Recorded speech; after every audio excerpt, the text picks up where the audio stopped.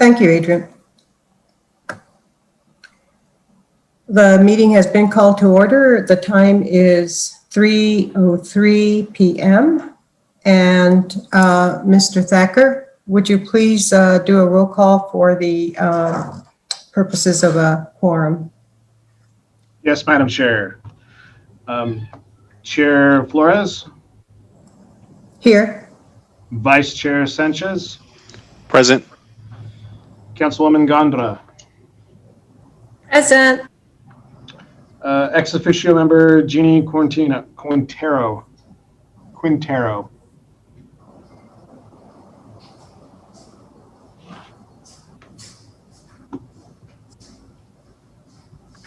I see her square and she's muted.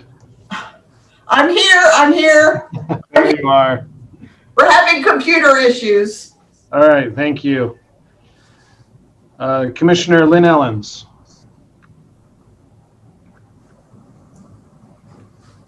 Not here. Commissioner Gonzalez.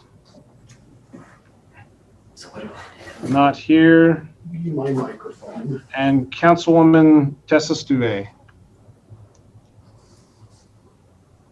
I do not see her either. Oh, she just popped on. We'll let her, there's, you're on mute, Councilwoman. We're just doing our call of order, so. Thank you, I'm here. All right, you're here, great. Madam Chair, we have a quorum. Wonderful.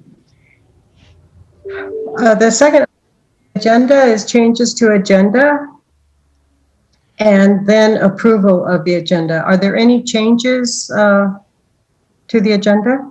It's not necessarily a change, Madam If none, Chair.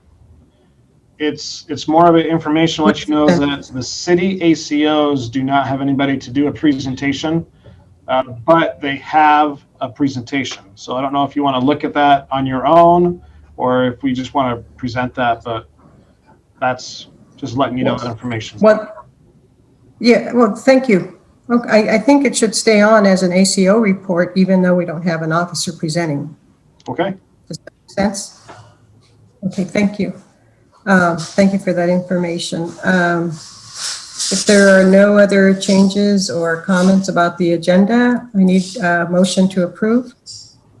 Madam Chair, this is Jeannie Yes. Quintero. Yes, Jeannie. Having some computer issues and it wants to restart me in 7 minutes and 4 seconds. So we're trying to divert from there.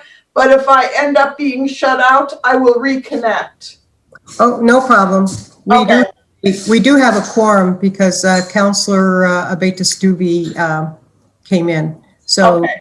So we'll proceed with a quorum and then you'll join us when you're able to. All right, unless we can do something magical here. All right. Yeah, wave your wand. Okay. So I have a motion. Do I have a motion for approval of the agenda? This is Commissioner Sanchez, Madam Chair. I'll move approval. Thank you, Commissioner Sanchez. Do I have a second for that? I'll second. Okay. The agenda has been approved and we'll go on to the reading, item 3, which is a reading of closed meeting statement of October 22, 2020. Madam Chair, Yes, sir. do I need to call the vote on that or is it we just automatically do it? No, it's just a reading. I don't believe there's a vote. Okay. What? Is there a vote? Approval of the agenda. Approval agenda. Oh, excuse me, on approval of the agenda? Yes. I thought it was, okay. Mr. Thacker, would you please do the honors? I will sure try. Let's see. Councilwoman Abeta Stuve. Yes. Councilwoman Gondra. Yes. Vice Chair Sanchez. Yes. Chair Flores. Yes. It passes. Wonderful. Okay. So I'll read the closed meeting statement. The Animal Services Center of the Mesilla Valley Board of Directors met in closed session on October 22, 2020, and only discussed those limited items as stated in the posted notice. The purpose of the notice was to discuss the annual performance reviews of the director of the Animal Service Center of the Mesilla Valley, which is closed pursuant to Section 10-10, strike that, Section 10-15-1-H, open paren 2, close paren 2, New Mexico NMSA 1978. And the persons who were present were Chairperson Yvonne Flores, Board Member Manuel, there's a typo here, Manuel Sanchez, Board Member Cassandra Gandara, Board Member Tessa Abeta Stuvi, Board Member Lynn Ellens, Ex Officio Member Jeannie Quintero, Ex Officio Board Member David Dollahan. Staff in attendance was ASMV Executive Director Clint Thacker. That was at the meeting only until 11:15 a.m. and the meeting adjourned at 11:51 a.m. Oh, I didn't mention that it began at 10:55 a.m. Thank you. Next item on the agenda is the minutes.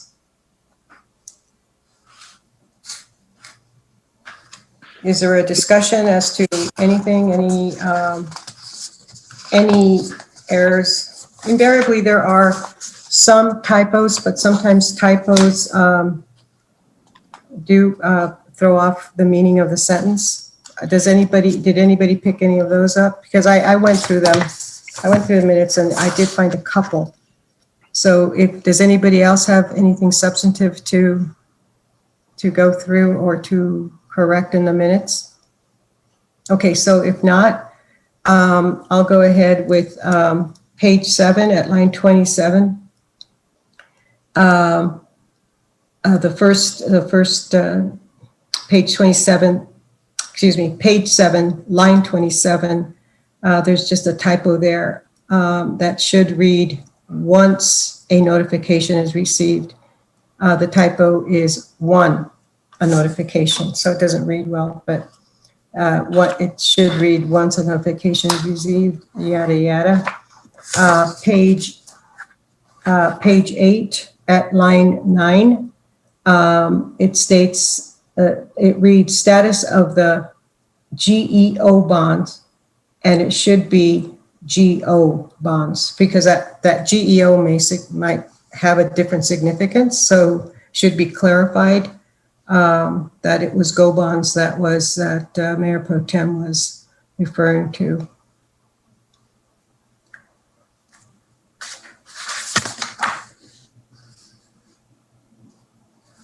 If there are no other comments or corrections, may I have a motion to approve the minutes? Madam Chair, this is Commissioner Sanchez. I'll make a motion that we approve the minutes from October 22nd, 2020, and as amended by you. Thank you. Do I have a second? I'll second. Abeta Stuvi. Thank you. And do we do a roll call vote on these, Mr. Thacker? Yes, ma'am. Councilwoman Abeta Stuvi. Yes.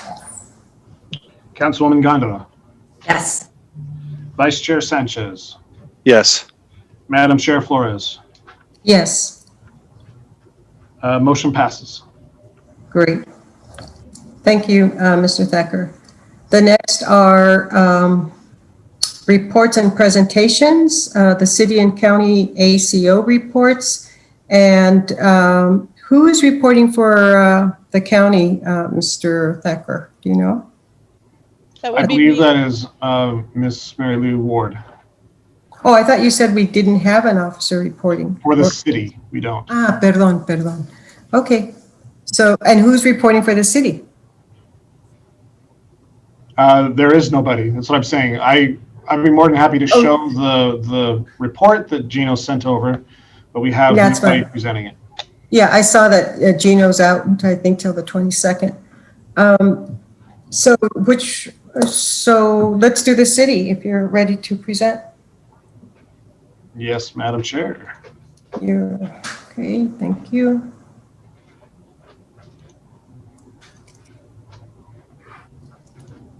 Please have patience with me as I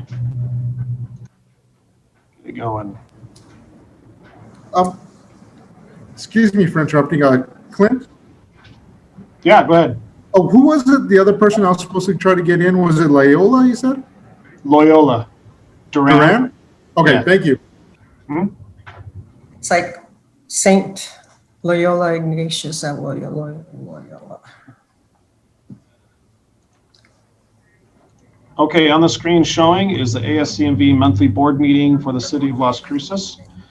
Again, for the record, I am Executive Director Clint Thacker for the shelter. I'm not part of animal control. I'm just showing the presentation for the board.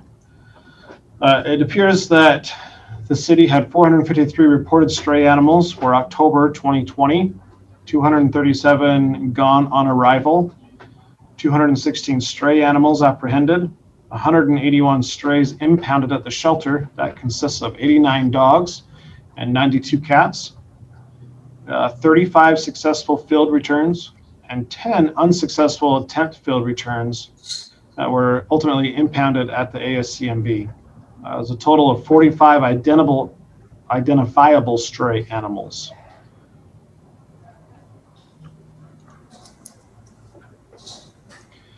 This is the comparison of reported strays. So the number, it looks like yellow is the current year.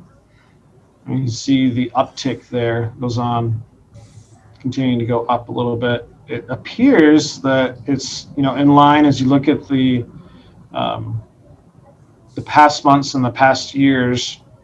We're a little bit under, which is good for as far as the animal shelter is concerned. Sorry, I shouldn't be putting my stuff in there. I'll just let you look at the slide. So this is a 3-year field RTO, or return to owner comparison.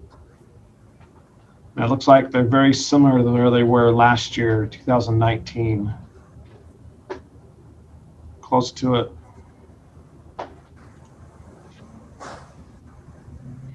So they had, these are the reasons they were unable to field return to owner those that were done. 4 were contact by phone and our residents. 1 to MHC, I think is that Memorial Hospital? I don't know what MHC is, no space number. Mary Lou, do you know what that stands for, MHC? No, I sure don't. Okay.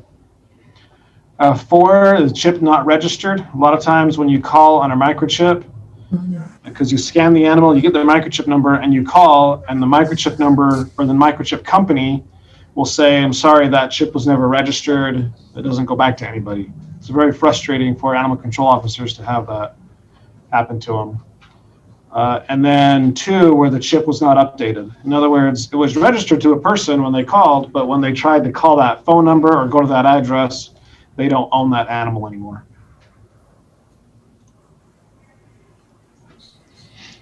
Reasons for owners releasing animals: 3 dogs active aggressive towards other pets and 1 dog acting aggressive towards the owner. This is the stray map that he does. I don't have the links and things to this, so I can't open it up. My apologies. No, it just advances when I click on it. So any questions that I can't answer?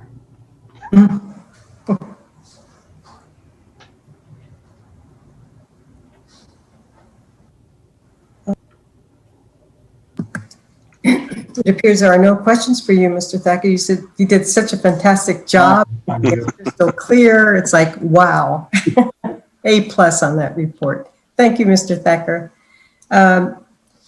Mary Lou, Ms. Ward, are you ready to present on behalf of the County. Yes, Madam Chair, if I might, before Mary. Yes, moves- Madam. Yeah, Yes, ma'am. I am concerned that we don't have a representative from city ACO, and in the future, either a written report to accompany the presentation. Ms. De Leon has further information about why we don't have even an ACO or Chief Chavez or someone here that could help us with the information. Thank you, Madam Pro Tem. Clint Thacker here. Gino did send an email about 3 days ago just stating that he was going to be gone. So we did have advance notice of his absence. I understand. I don't know how 3 days is sufficient, but enough time to get a worker or someone else to be able to do the presentation. So I wondered if upper management from the city's perspective had any further information moving forward. Okay, moving forward, we'll proceed accordingly. Very And I'm good sorry to interrupt. My hand Oh, up. Mayor yes. Flores and Mayor Pro Tem Gondra. So I hear your concern, and I can definitely take that back to coordinate an appropriate response. Thank you, Ms. De Leon. Thank you, Ms. De Leon. And also, Madam Chair, just for your information, Commissioner Lynn Ellens has joined us. Good.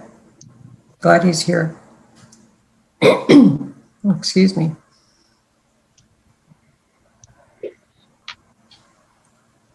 Ms. Ward, are you ready to present? Yes, ma'am. Thank you. Let me go ahead and start my screen share.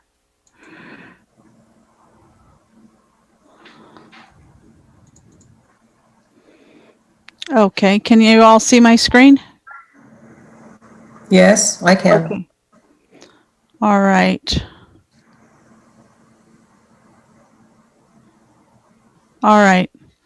So we'll go ahead and start off here with, if I can just move this out of my way here.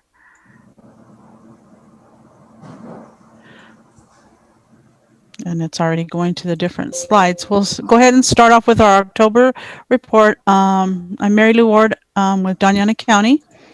And we'll start off with our dispatch calls for October. We had 531 dispatch calls. The officers initiated 104 calls and responded to 24 assisted calls. So they assisted other officers or other agencies for those calls. They reported strays for October. So there was a reported 250 stray animals. They picked up 76 stray cats, 89 stray dogs, which is a total of 165 stray animals that were picked up for October. In addition to those animals picked up, we were glad to have no owner surrender cats. We did have 12 owner surrender dogs. 25 sick or injured animals got picked up. 2 animals for a welfare hold, and of course 5 animals that went to the shelter for quarantines for various reasons.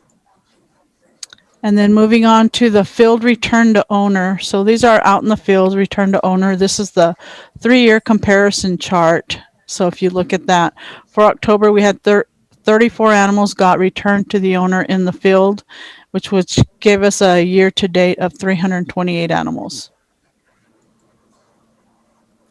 This is something we did last month as a request from the commissioners, wanting to know that in the districts, in the commissioner districts, how many animals were picked up, stray animals in their districts. As we talked about it last month, I guess, I'm not sure how many of you remember how we had that discussion where some of the statistics are going to overlap each other because some of those districts overlap each other as well, because really our statistics go by the geo districts, which are the sheriff's department districts. So we can kind of briefly go over that, but be aware that some of those stats will overlap each other. So Commissioner Ellen's district, we had 22 cats and 22 dogs. Commissioner Gonzalez, which was 19 cats, 41 dogs. Commissioner Reynolds was 22 cats and 22 dogs, which again, those are shared by, some of those stats are shared by Commissioner Ellens. And then of course, Commissioner Solis, 13 cats and 4 dogs, and Commissioner Sanchez, 22 cats and 22 dogs. And those will be explained a little bit better when we go into the geo districts. And here they are in the geo districts. District 1, which is 7 cats, 1 dog. 2, which is 15 cats, 21 dogs. District 3, which is 13 cats, 4 dogs. District 4, which is 22 cats, 22 dogs. District 5, which is 17 cats, 26 dogs. District 6, which is 3 dogs. District 7, which is 2 cats and 12 dogs. Now going into our bite calls, we had 10 bite calls to humans, 1 exposure to other animals, and we had 1 rabies submission that was negative.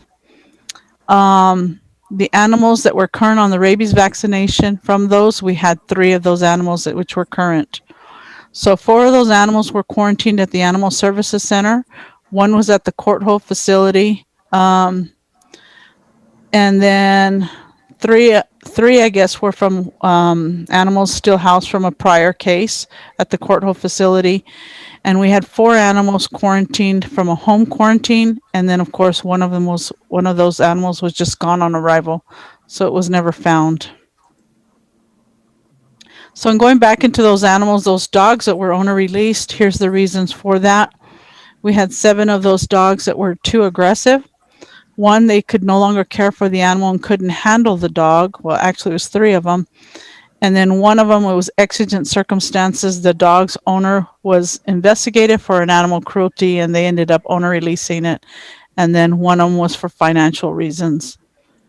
And then going on to our court cases, we had 5 cases going into court for October. Those 5 cases had 5 charges, which was about 17 hours of our regular time and a little bit over 11 and a half hours of overtime.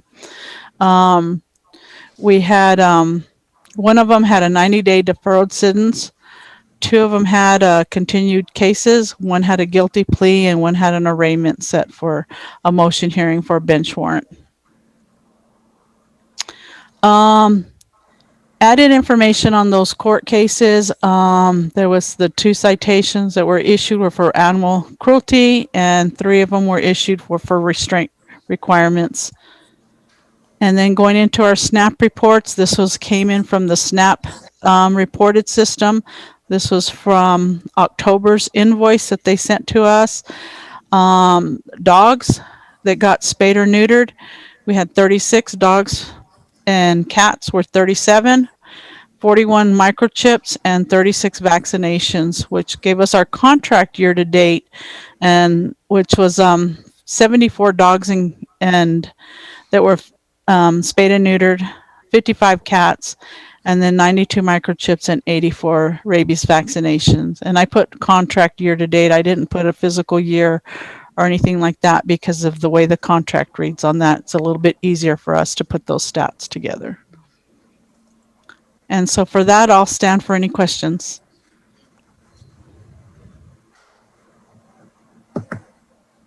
Are there any questions?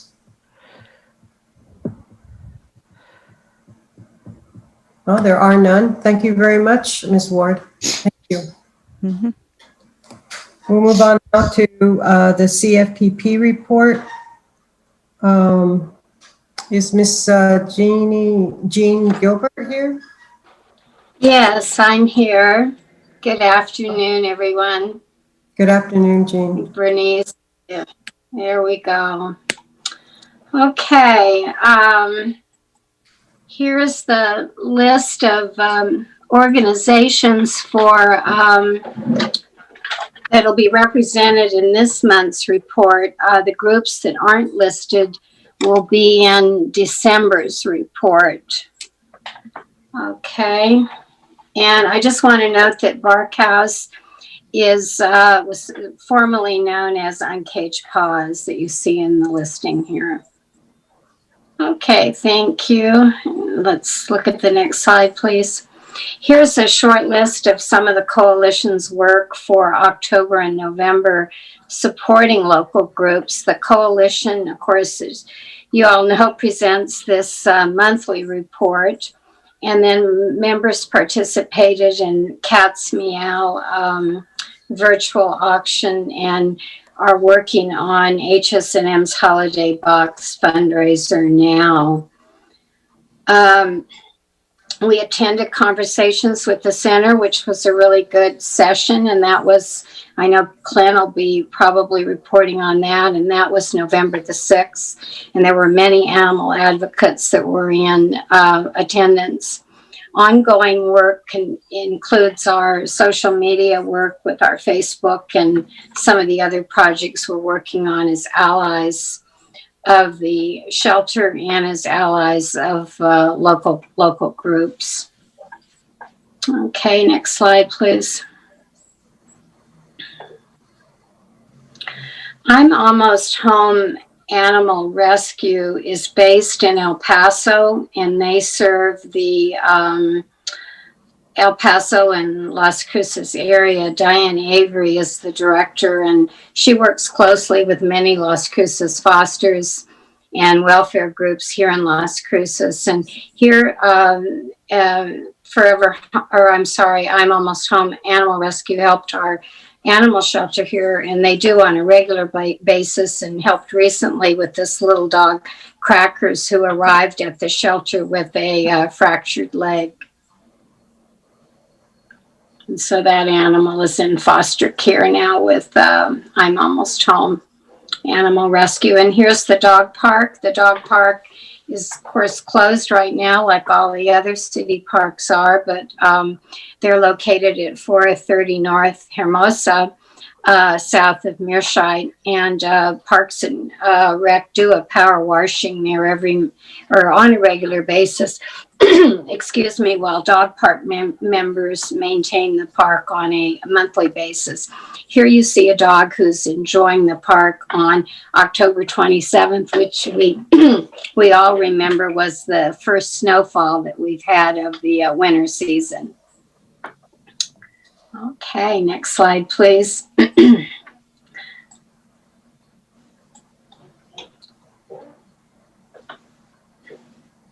The Las Cruces Pet Network, Randy Meyer is the primary person that handles all of the distribution that goes to a large list of people trying to help animals so that they can bypass the animal shelter, like this 6-year-old blind dog, Wyatt, who was relinquished to the shelter because of owners' extenuating circumstances. The Pet Network was instrumental in securing a foster for Wyatt.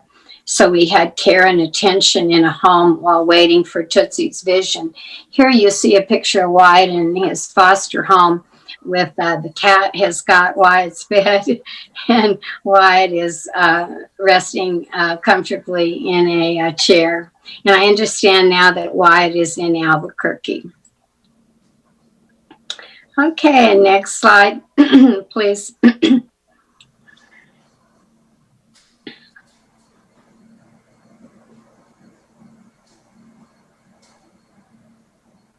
Forever Homes Animal Rescue is based in Alamogordo, and they assist animals in southern New Mexico, El Paso, and Juarez. Jamie Jones is our Las Cruces representative, and Forever Homes Animal Rescue has helped shelter heartworm positive dogs, including these 3, with getting discounted medication for their treatment for all these foster dogs here that were pulled out of the shelter. And that's a very significant service considering the expense of heartworm treatment. And next slide, please.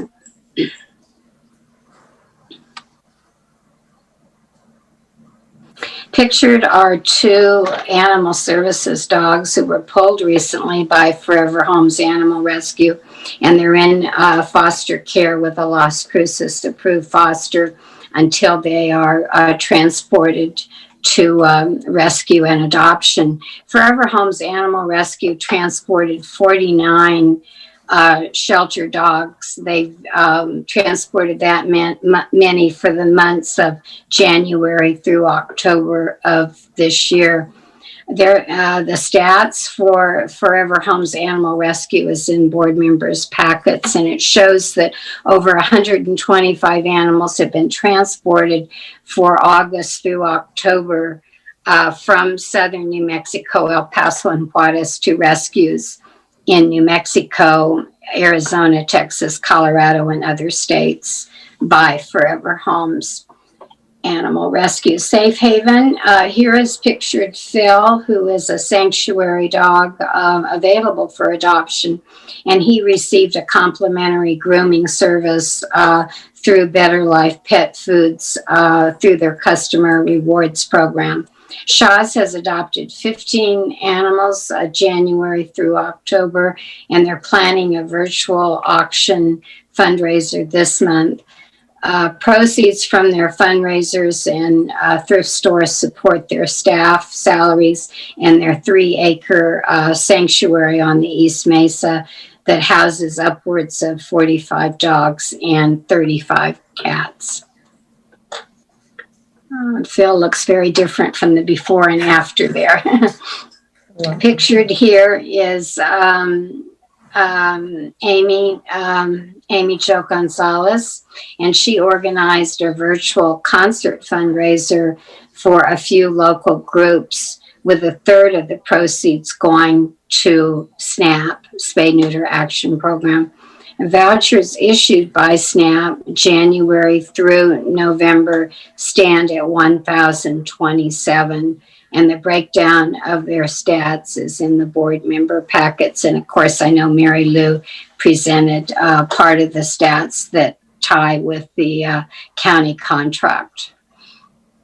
Okay, and next picture, please. Barkhouse, pictured here is Denise Byer, a volunteer of Barkhouse, formerly known as Uncaged Paws.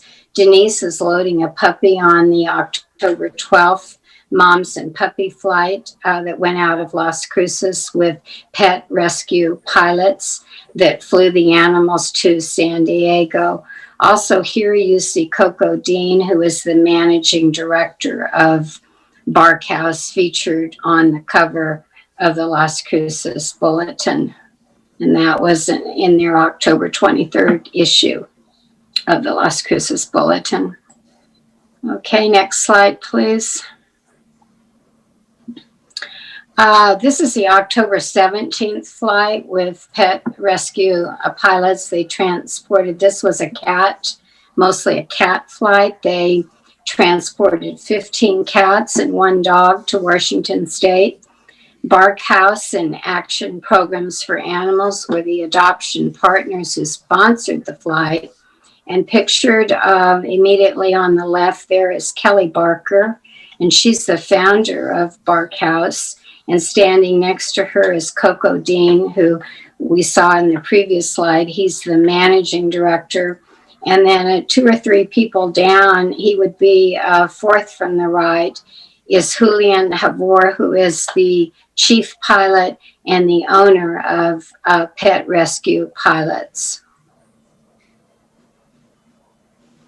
Okay, next slide, please. Pictured is Sparky, and we were just in the previous slide, it was 15 cats and 1 dog. Well, Sparky was the 1 dog that went on the October 17th flight, and he marked the 1,000th passenger for Pet Rescue Pilots, and that's pretty cool that he happens to be one of our own from here in Las Cruces. Let's see, so Sparky and the cats, can you back up just one? Can you back up? Because I'm not quite finished. Yeah.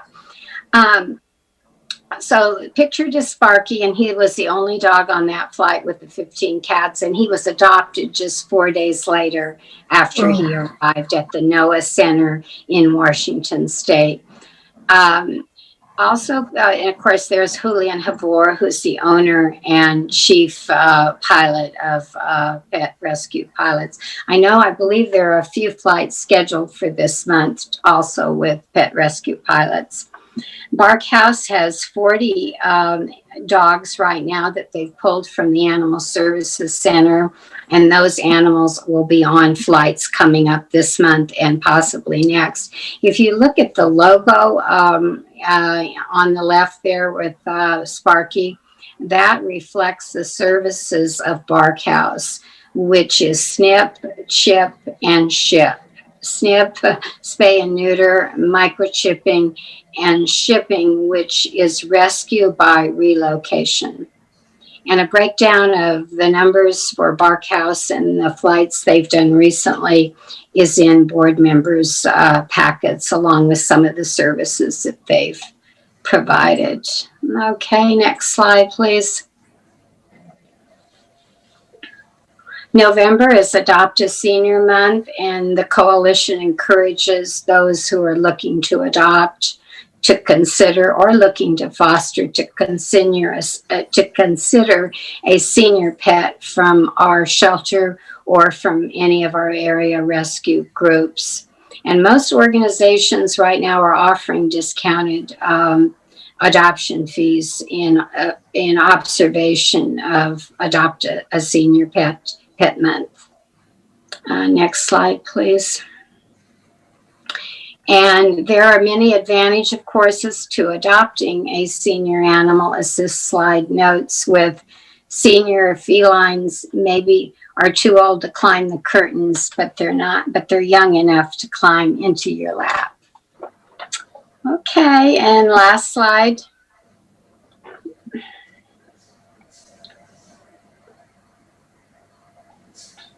While this is a challenging time, we still have much to be thankful for, including our pets. So I appreciate your attention, and I don't know if anyone has any questions. Thank you. Are there any questions for Ms. Gilbert? I have some follow-up information that she might not be aware of regarding the Bark House project. We are originally scheduled for 3 airlifts in November. It was supposed to be the 7th, the 14th, and the 23rd. And the pilot, Javier, was on another flight hopefully coming back from California, when he had the cylinders fall out of his right engine. So he had to make an emergency landing in Bakersfield. So he was in the process of getting the engine repaired and replaced and inspected, which put off at least our first 2 airlifts. But then it turns out that he had some wing problems as well. So now it's kind of being put off. Right now, the county court hold that we maintain in the back of Griggs currently has 54 dogs in there that we're holding for these flights, including 12 newborn puppies that have just been born in the last 2 weeks. And we are housing these to help alleviate the pressure at the shelter, as well as holding these animals for transport. Kelly Barker is working on, and her people are looking at chartering another airline. They've made reach outs to the airports.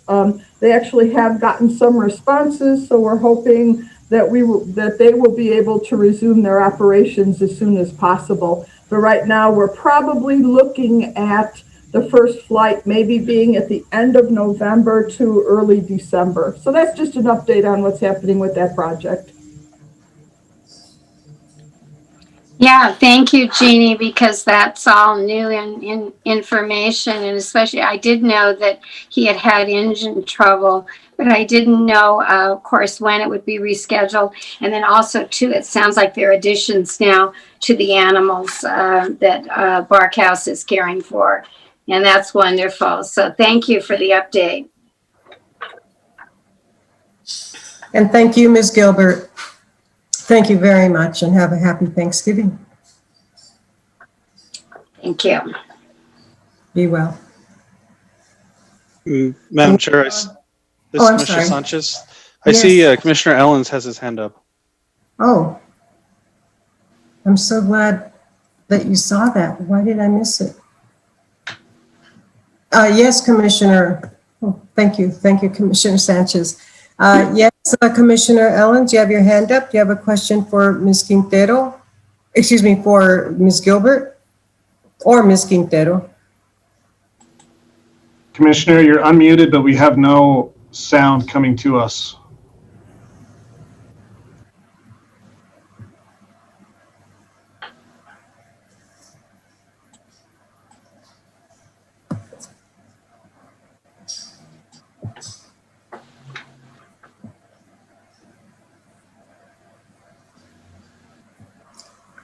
Well, I'm sorry we can't hear you, Commissioner Ellens. It looks like you're just waving off.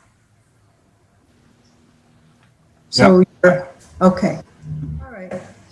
So thank you again, Ms. Gilbert. And Okay, thank you, and happy Thanksgiving to all of you.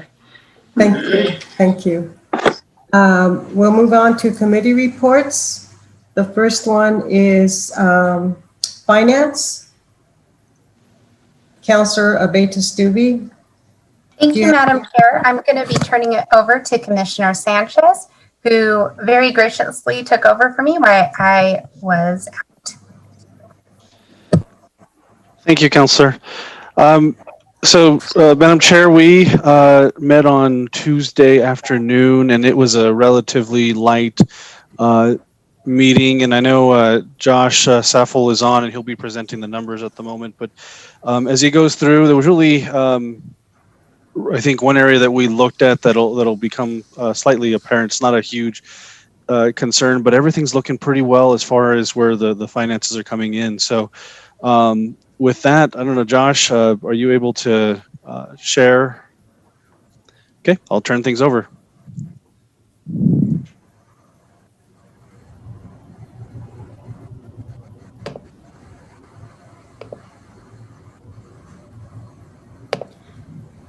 Good afternoon, Madam Chair, members of the board. My name is Josh Saffel, and I would like to present the unaudited financials for the Animal Services Center for the month ended October 31st, 2020. Starting off, we see here our statement of net position highlights.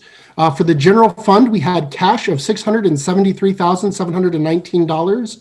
Receivables of $182,128. So that gave us total assets of $855,847. We also had liabilities of $64,497.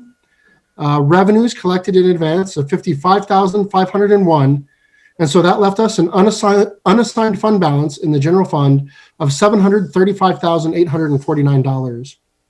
Looking at the capital projects fund, we had $29,798 in cash and a matching amount as a restricted fund balance, also $29,798. Capital assets, we had assets which were net of accumulated depreciation of $209,912. And again, a fund balance of the same amount that is unassigned. Now we look at our change in net position for all funds. We see that the general fund had total revenues of $1,339,172, and there were total expenditures of $775,071. So the overall positive net change to fund balance for the period was $564,101. In the capital projects fund, there was no revenue, but there was expenditure for the period of $1,767. Capital assets as well, no revenue, but there was depreciation recognized of $14,077. Now looking at our budget to actual change in net position, our total revenues of $1,339,172 were 39.3% of the budget. Our total expenditures were 23.0%. The budget parameter is actually 33%. I apologize, I missed that when I put this together, but it should be 33%. So we see that our expenditures are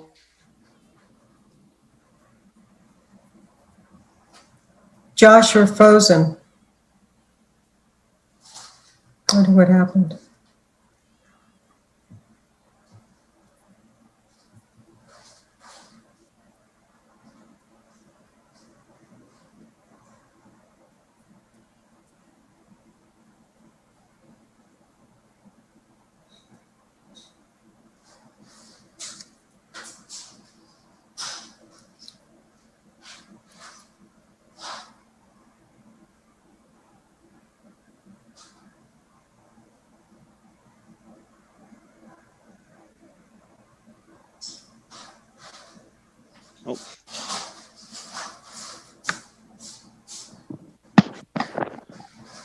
Okay. What happened with that? It looks He like froze. we lost him. Okay. So I guess if you don't mind, Madam Chair, I guess while he's getting, we'll see if Josh gets back on. Really, I think when we were reviewing the financials, as he was probably getting ready on the next couple of slides, really the only area that we were slightly above the 33.3% parameter 4 months into this fiscal year was, I think we were looking at personnel. And, we were taking a look at a couple of things with Mr. Thacker. One of them was, number one, I think while they were doing the split shifts, there was some additional overtime that was that they had seen. So there was some slight cost of there, but it looks like some of it, they were going to look a little deeper into the way some of the costs were classified in some of the different buckets. So that was really the things that we had discussed that could have slightly brought up their personnel, but nothing of that was really of a huge concern, at least in terms of where we felt we stand financially here as to this fiscal year budget. So, Yeah, in fact, board, it's looking really good as far as our budget is looking. On those, the commissioner's talking about, we had, I believe it was like 43% was where we were at, and it was supposed to be about 33%. So we were about 10% over. Working with Mike, we were able to identify some discrepancies in where some personnel, because we've broke it down into 4 budgets, if you remember, and there's some personnel that are still outside of those budgets. So we just need to align everything. So we're identifying some of those issues currently, and hopefully that we can get them. We're working with HR to get those figured out. But we're not alarmed. Mike says, he says in the big picture of our entire budget that it may be 43% in our operations budget, but in the large picture, we're looking just fine because it all funnels down to that 1%. So we're doing correct. And I think that's exactly it. I think from the overall expenditure portion of the Animal Service Center, the overall operations or the overall cost and expenditures are below the that 33% parameter we were looking at. So Josie saves the day. I'm trying. I'm here at City Hall and still it seems that I also have internet issues. So let me open this up.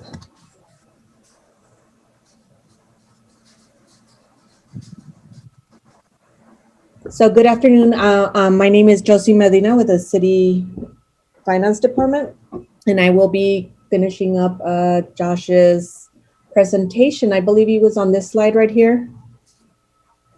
yes. And for whatever reason, it does not let me do full screen. So for October actuals, the total revenue was 1.3 million and total expenditures were 775,000. Give me a second. What screen are you seeing? Because I'm having technical. 4. Okay.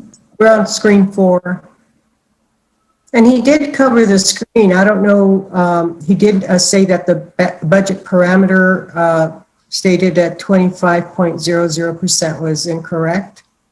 Yeah, so for October, the budget parameter is 33.67%. On his slide, he did have 25%, but the correct budget parameter for October is 33%.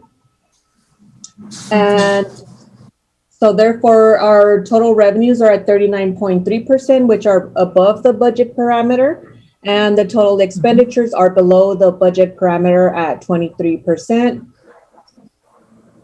And here is revenues and expenditures. So for October, our total expenses were 278 and the total revenues were 192. And for revenues for the first month of the fiscal year, you'll always see that one high, as that's when the city and the county's contribution is 21%, and the rest will just even out. And for the expenses for October, it was 278 total. So expenditures are made up of 79% personnel, services at 12%, supplies at 5%, insurance 3%, and other is at 1%. And the pet of the week we have here, and I hope this is correct, Rocco the cat and Time dog. Are there any questions on the financials? Does anyone have a question for Ms. Medina? If not, thank you very much for finishing up the report, Ms. Medina. It's much appreciated. And please convey our thanks to Mr. Sappel as well. Will do. Thank you. Thank you. Madam Chair, I'm sorry. Oh, yes. Mayor Pro Tem. I'm going to need to jump off for a little bit. I have a downtown parking committee that was scheduled, and I failed to make the connection when we were arranging this meeting. So I'll do my best to get back on and be here for the closed session. Okay. Okay, thank you. Thank you.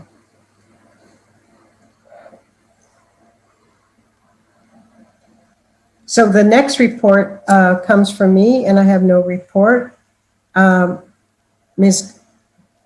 we'll do is we'll go out of order. Is that okay? In case Mayor Pro Tem returns, she can do her facilities report. Madam Chair, Yes. just to let you know, you skipped my presentation, which is C. I'm more than happy to be skipped. I don't have any problem at all. I'm so sorry. Oh, you're fine. I'm good. For some reason I had to check that. Yeah. I'm so sorry. So But thank you for that correction. But I was also going to say on for number 3 facilities meeting, we did not meet because the facility was not open. So I wasn't even here to walk around. So it was canceled. That's when we were closed to the public. Oh, okay. So facilities doesn't have a report maybe? Correct. Okay. And there's no executive report. Okay. So please, our shelter stats, please, and activities, Mr. Thacker, proceed. I was looking forward to you saying that it was skipped.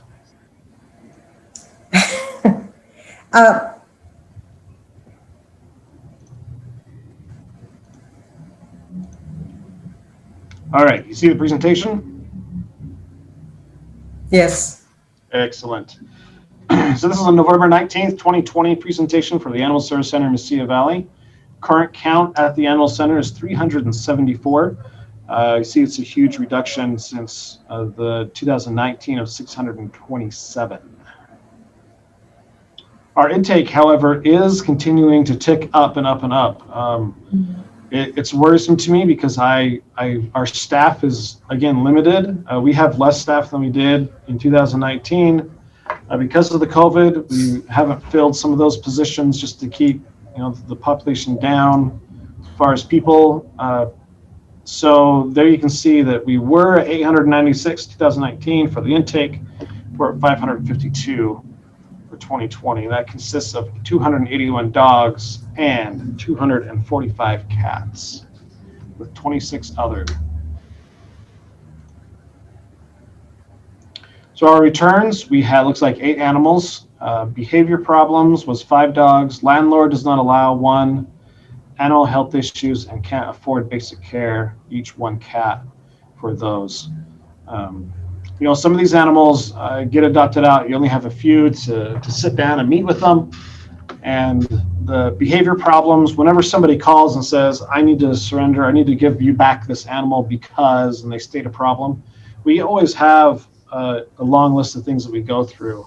Have you tried to do any type of behavior fixing or training? We have, you know, the county dog, we have opportunities for people to have a free session of training. And sometimes they take advantage of it, sometimes they just don't. So we always try to solve or resolve their concerns, but it always doesn't happen, doesn't work out. So I really like this slide. It shows by percentages that Bernice put in here. We appreciate her for doing that. The adoptions, 2019, like I said before, we had 242 and we had 222 this year. So if we go by just the sheer number, it looks like, oh no, we don't have many. But because we're bringing in less animals, that 222 has more weight to it. So 40% actually is what that percentage comes out to be. Reclaims, we're right there steady with the reclaim percentage of 11%. So 64 animals are rescued, 28.6% left as a rescue. Community cats was, you know, 80, 14%. Euthanasia was at 21%, so euthanized less animals. So it gave us a live release rate in 2020 of 81.9%. So 90 is the benchmark that we're trying to hit and trying to find, and we're continuing to inch closer to that, which I'm very excited to say. So only 8%. That's great. Let's some of our euthanasia reasons. Again, our number one reason, again, is those feral cats.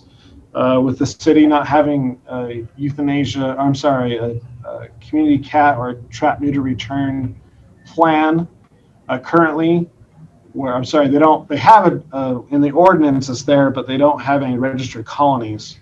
And these cats that are coming in do need to be euthanized. So that continues to be our number one reason. Our next is the wildlife nuisance. I mean, that's the only reason why, like a skunk, we euthanize because it's a skunk. We continue to look for these other avenues for these guys to take them out, but the Department of Agriculture does not want us to be releasing them just here and there. And they're also requesting that we euthanize them. We've looked at different models to track what, live release rate, but they all include wildlife nuisance, and I don't want to take those out yet. But it would be interesting to see, and we'll see what it would be without those animals in. And then you can see low numbers going all the way across for the remaining. So we had 38 animals that were euthanized for sick or injured reasons. So without those 38, if either they didn't come in or they responded to some type of treatment, and we didn't euthanize them this month, we would have had an 87% live release rate. Is this a slide that the board would like to continue to see?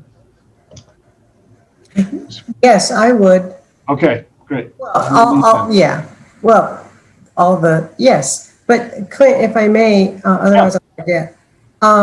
So euthanasias count against LRR, the live release rate?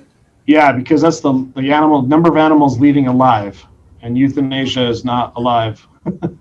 Well, but if it's sick or injured, it's a medical necessity. It's not as if they were just willy-nilly, killed. Yes, correct. And that's why the live release rate or the no-kill status is set at 90%, because the industry recognizes that you're going to have some animals that are going to be sick, they're going to be fractious, they're not going to be adoptable, and those animals are going to have to be euthanized. That's why I say you never judge a facility just by the live release number. Look at it by the way that they're able to get animals out. I mean, 87% may be the best number we can get to, because we're still dealing with we don't have the resources to cast an animal, or we don't have the resources to put an animal and do blood work. So we continue to look at that and respond the best we can. So the 90% requirement to be considered a no-kill shelter or no-kill center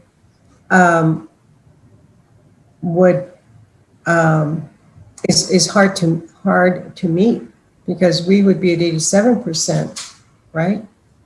Otherwise, we'd be three percentage points away. Yeah. But and don't forget, there's some months that we've hit 90%. Because we have just such a low euthanasia on those months. It's usually in the springtime that we hit those numbers. So it's within grasp. It's not very hard. It's just we need to have the resources. Like on here, you can see like timid fear biter kind of a thing. I mean, that is something that's not highlighted, but that's something that all you need is just some training with that. It doesn't mean that the dog is going to bite your face off when it's eating. What it means is that it likes its food and it's guarding it.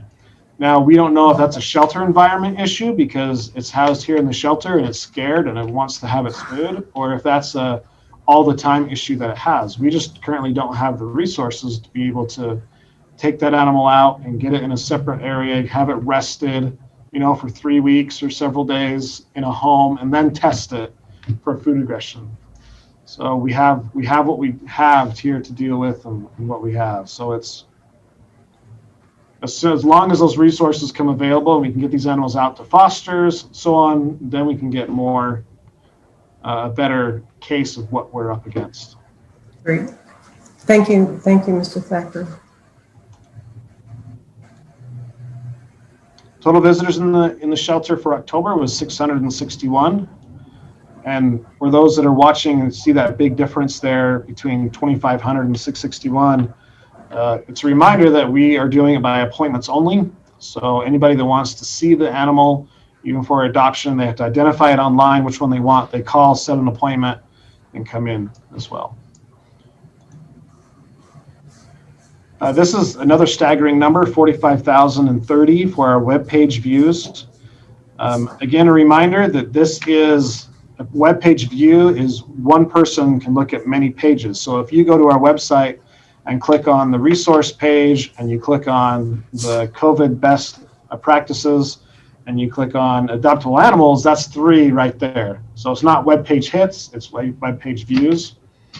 And then our Facebook, we had page views of 2,285, which is, that's great. Fantastic numbers that we see there.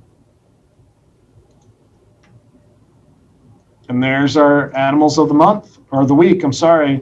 Time and Rocco, they both want some great homes. And that's the presentation. To include in this, we also had, as was mentioned before, conversations at the center. I sent a quick synopsis out to the board, so you could be up to date of what we discussed there. We had some great conversation about COVID and our best practices of COVID and the employees that were here for COVID. There was a lot of concern from the attendees about the number of staff that we had here to help and care for the animals. I assured them that at no time did any of the animals go not being cleaned or not have food. We always had individuals here that were here until the job was done, not just the end of their shift was done. So all the animals were cared for. There was some other topics. Off the top of my head just went completely blank, but I did send it out to the board for those reviews. Great. Thank you so much, Mr. Thacker. Does anybody have questions for Clint? No? Then, I did want to point out, Madam Chair, just one more quick Yes. thing is we did have our audit. oh, yes. That was our exit audit interview, and that went very, very well. There were no findings for the ASCMV. There was a finding of last year that they, by law, they had to look at it and make sure it was corrected, and we passed with flying colors. No issues or problems. So Bernice and I were very excited about that. And it just shows that we are continuing to make progress towards doing what we're supposed to do, and we really want to become part of the city, so we're falling in line with those steps. Thank you for adding that bit of information. Very important. I was going to comment on that when we got to agenda item 7. So thank you for doing it for me. Thank you very much. And yes, I was very excited about that too. That was yesterday morning, right? It seems like a long time ago, but it was an excellent, excellent audit. It's like we got, 5 stars on it. So congratulations to you, Mr. Thacker, and to everyone. So, beg your pardon? This is Barbara DeLeon. I apologize. I cannot raise my hand because I'm a co-host for the meeting. Oh, it's quite all right. I just wanted to reiterate that the audit is still confidential. Oh, right. Finalized. Oh, right. And yes. Thank you so much. We're not supposed to discuss it at all. We're not supposed to discuss it until we get the final, because it goes to, the way audits work, they go to the state auditor's office and then they come back to us. And we can't discuss anything. So that's a big faux pas. Whoops, sorry. That was my fault. Yeah. No, and then I sat here saying, oh, well, that was something I was going to comment on. So, we're, okay. I hope we didn't get anybody into trouble, Ms. DeLeon. At any rate, okay, was there any public input? Did anybody receive any emails or any phone calls that were important, not important, but public input? I did. I received an email this morning, and I'm just trying to find it here really quick.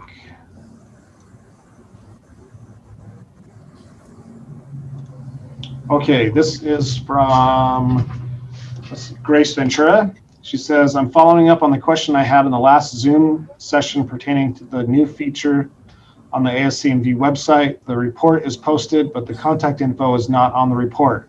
I had to post one yesterday and I lost a found because the found dog has not been reported elsewhere. Sorry, but I added on the post to call the shelter for the contact info.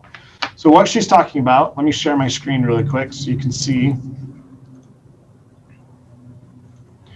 On our website, people can fill out this form, and then it shows these green boxes that you see. And then so the person, so these are found animals. So if I found a dog out there, I could say, hey, I have this Rottweiler. It's a female. It's black and brown, no collar.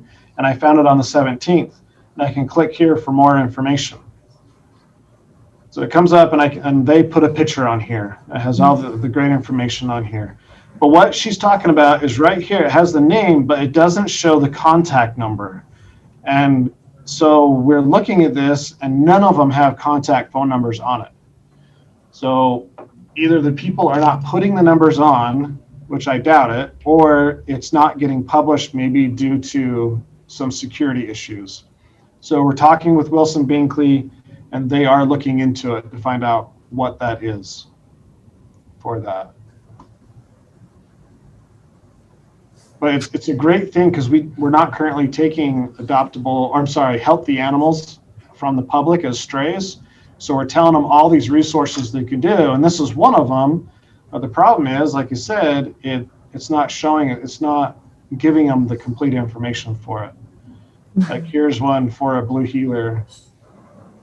They didn't post a picture, but it has their name, but they don't have any contact info on there. Very friendly. Has been trained. So that's something that we're looking into to correct. So that's what she's talking about. Great. Anyone else on receipt of any kind of public input? She continues on. She said the second one is, I please provide status of the $10,000 Maddie's Fund grant earmarked for foster animals. I think the last update was August 2020 board meeting, wherein you stated there's only one vet who responded. And then she says, hope all is well with you, your family, and the shelter employees. So let me, again, share my screen.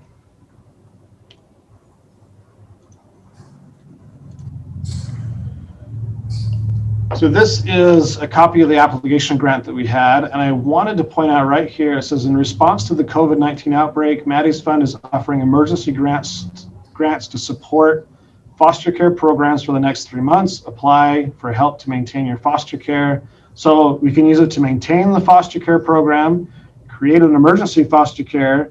The grant can be used for food, supplies, medical, staffing, etc. And then it just shows here that we got the $10,000 is how much we were awarded. So the money for that fund has actually all been spent because we put it into our medical department to use the best way that we can that's possible. We had two, so the program that she's referring to is we reached out to our veterinarians in the local area, asked them, would you be willing to do some of our surgeries for sterilization? We had one come back and say yes, and then later on, we had another one come back and say yes. So we have 2 veterinarians in the area, and we are using, I can't say we're using these funds directly because the funds got put into our medical area, and our medical area is using them for surgeries, for supplies, our medical supplies, for foster supplies, like if the foster needs a crate, we're purchasing a crate. And so on. So, but as far as the grant is concerned, that money has all been spent. I hope that makes sense for it. But we continue to work with our fosters and I have no problem doing so. Okay. And that's the only information that I had for public input. Thank you. I just had IT come down. Can you hear Board me? comments? Yes. I just Yes. had IT come. You can hear me now. You can hear me now. Yes. Okay, great. Oh, good. All right, thank you. If I could, Madam Chair, I'd just like to check with Bernice to see if she had any emails or phone calls for public input. Yes, please. Mhm. No, I did not receive anything. Thank you, Ms. Navarro. Thank you, Bernice. Are there any comments from the board members? Edie, no barking. He wants to make a comment. Yeah, Edie, that was Edie's comment. She's calling me. Hey, Clint? She starts doing that when I ignore her for too long, so. Anyway. Chair, I think Commissioner Ellens has a question. Oh, yes. I have a question. Commissioner. I understand why we're exporting dogs to other states, but I don't know why we're evacuating cats to other states, because they breed like cats wherever you go. I mean, is there a shortage of cats in Arizona or Washington?